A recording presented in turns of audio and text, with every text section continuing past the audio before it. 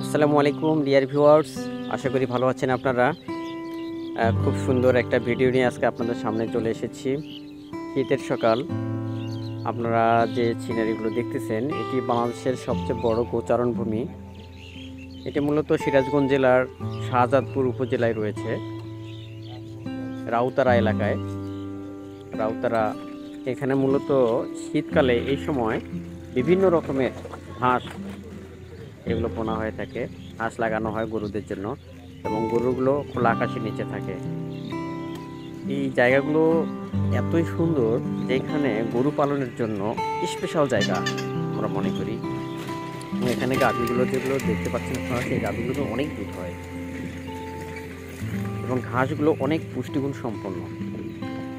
আপনারা দেখতে পাচ্ছেন এখানে মূলত গরুর জন্য খাবার তৈরি করা হচ্ছে। সাধারণত এইভাবেই খাবারগুলো দিয়ে থাকে তারা। মূলত ঘাস খেয়ে তারা জীবন ধারণ করে, সবচেয়ে বেশি ঘাস খাওয়ানো হয়।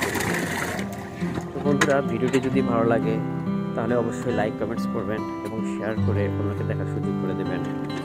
ভালো থাকবেন, সুস্থ থাকবেন, আর সময় পেলে চলে আসবেন এই বড় গোচারণগুলি দেখার জন্য। আল্লাহ হাফেজ, দেখা হবে আবার কোনো একটা ভিডিওতে।